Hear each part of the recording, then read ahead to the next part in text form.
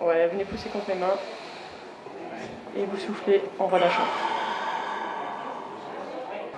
On est obligé de réapprendre un petit peu, tout de manière très analytique, les différents mouvements qu'on peut avoir au niveau de la respiration. Voilà 1 an et demi que Stéphane tente de reprendre le contrôle de son corps. Après avoir été malade du Covid, ce quadragénaire en ressent toujours ses symptômes. Aujourd'hui, grâce à un protocole médical qui lie psychologie, kinésithérapie et entraînement physique, son état s'améliore. Et c'est ce qui est génial dans ce protocole, c'est qu'on m'a ramené d'un état de, on va dire, amorphe, incapable de bouger, et on m'a fait faire du sport. Alors que je ne pensais pas faire du sport.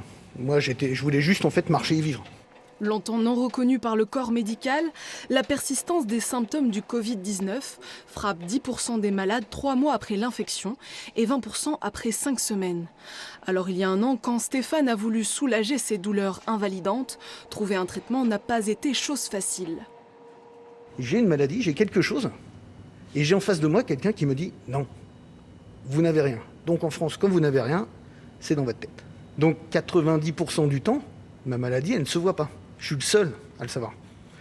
Et c'est une maladie qui fait que quand vous vous couchez le soir, vous êtes en pleine forme, vous vous réveillez le matin, c'est plus la même. Vous passez de 45 à 90 ans. Dans cette clinique de rééducation, le traitement de Covid long est de plus en plus fréquent. Pour éviter de traîner à vie ses séquelles, le pneumologue Karim Berkani préconise une prise en charge rapide.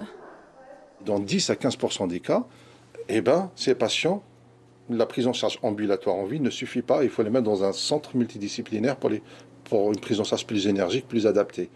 Prochaine étape pour les patients, la reconnaissance du Covid long en affection de longue durée.